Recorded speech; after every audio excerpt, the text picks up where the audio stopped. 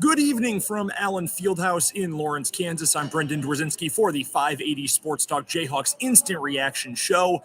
KU, with its first home loss of the season, drops one to the BYU Cougars 76-68. KU now 9-6 in Big 12 play after this Tuesday night loss. And what's amazing about that record in particular, that now ties the most conference losses that KU has had in a single regular season in the Bill Self era. That kind of year in the Big 12 and that kind of year for KU. You've got to be able to make sure you hold on at home court in the league this year. And Kansas, for the first time all year, just not able to do so. Really, you hate to say it was a tale of two halves. And frankly, it wasn't even really a tale of two halves in this one. It was a tale of about, let's say 27 minutes and then 13 minutes after that. Because after about 13 and a half minutes left to go in the ball game, KU completely hit a wall in this one. The Jayhawks struggled mightily from the floor and at the free throw line as this game went down the stretch. These final shooting numbers in the second half for KU, pretty grim, all things considered. 27.6% from the floor. That's 8 of 29 in the second half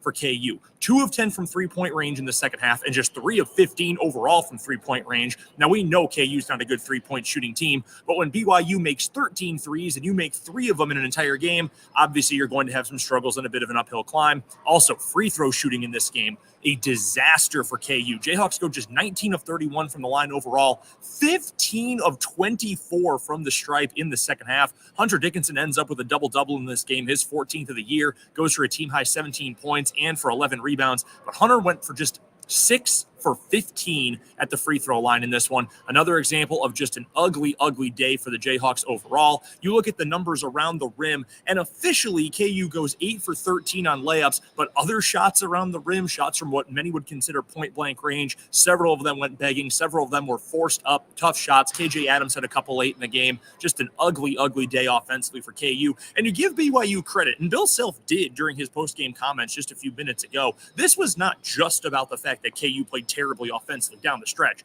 BYU did a lot to make KU play poorly down the stretch.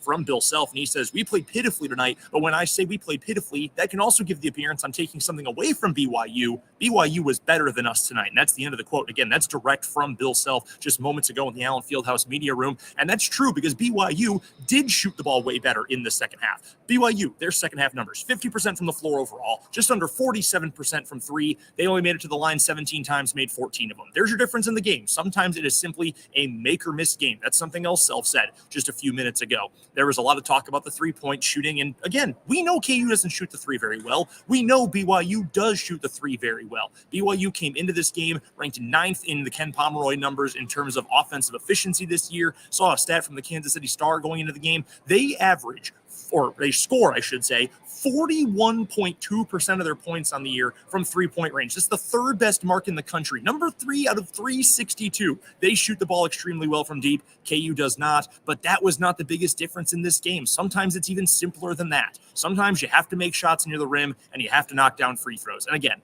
KU missed 21 shots in the second half and missed 9 free throws. You end up losing the game by 8. It did get a little bit away from KU down the stretch in terms of the final score. It was a very competitive game, but in the end, a really ugly loss for KU, especially, let's not forget, the Jayhawks led this game by 12 in the second half. I know BYU shot a whole lot better. KU struggled on the stretch, but to lose a game at Allen Fieldhouse when you lead by 12 in the second half, just something we are not at all used to seeing from the Kansas Jayhawks. Hunter Dickinson was one of 4 Jayhawks, by the way, who scored in double figures in this one. Juwan Harris went for 12 points, 6 assists. He passes Devontae Graham, by the way, for the 5th most assists in KU history, so that's impressive for Juwan, although unfortunately it comes at a loss, and obviously he would care more about that than the record. Johnny Furphy goes for 10. KJ Adams goes for 11 in the contest. Nick Timberlake goes for 9 points in the game. He was 1 of 9 from the floor. Did get to the line a bunch, went 6 of 6 at the free throw line, but frankly, and we know that he is essentially the 6th out of 5 starters for this KU team while Kevin McCullough is out,